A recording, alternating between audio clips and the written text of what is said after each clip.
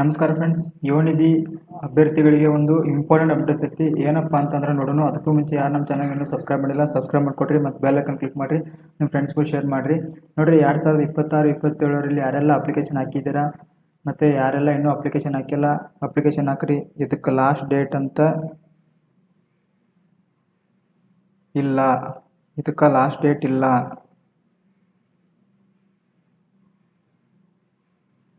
So ಇನ್ನೂ ಯಾರೆಲ್ಲ application ಹಾಕಿಲ್ಲ ಅಪ್ಲಿಕೇಶನ್ ಹಾಕ್ರಿ. ನೋಡಿ, ಡಾಕ್ಯುಮೆಂಟ್ ವೆರಿಫಿಕೇಷನ್ ಯಾವ ಥರ ಮಾಡಬೇಕು ಮತ್ತು ಎಲ್ಲಿಗೆ ಹೋಗಬೇಕು ಅನ್ನೋದನ್ನು ಈ ವಿಡಿಯೋದಾಗ ನೋಡೋಣ. ನೋಡಿರಿ, ಒಂದು ಶಿಕ್ಷಣ ಇಲಾಖೆ ಒಂದು ಕಾಲೇಜಿಂದ ಒಂದು ನೋಟಿಫಿಕೇಷನ್ ರಿಲೀಸ್ ಮಾಡ್ಯಾರ. ಅಂದ್ರೆ ನೋಟಿಸ್, ಅಫಿಷಿಯಲ್ ಆಗಿ ನೋಟಿಸ್ ರಿಲೀಸ್ ಮಾಡ್ಯಾರ. ಏನಂತ ಅಂದ್ರೆ ಇಲ್ಲಿ ನೋಡೋಣ. ಇಲ್ಲಿ ನೋಡ್ರಿ,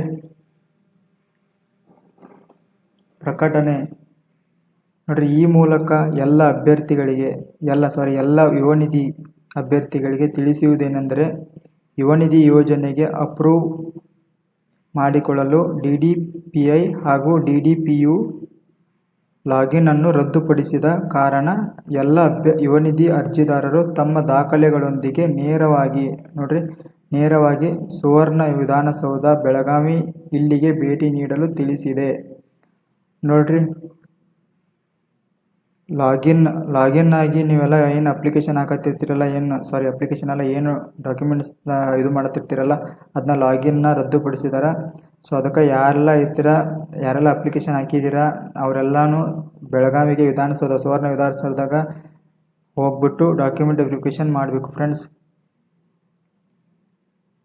ಇದು ಒಂದು ಇಂಪಾರ್ಟೆಂಟ್ ಅಪ್ಡೇಟ್, ಯಾರು ಮಿಸ್ ಮಾಡಬೇಡ್ರಿ. ಡಾಕ್ಯುಮೆಂಟ್ ವೆರಿಫೈ ಮಾಡಿರಿ ಬೆಳಗಾವಿದಾಗ.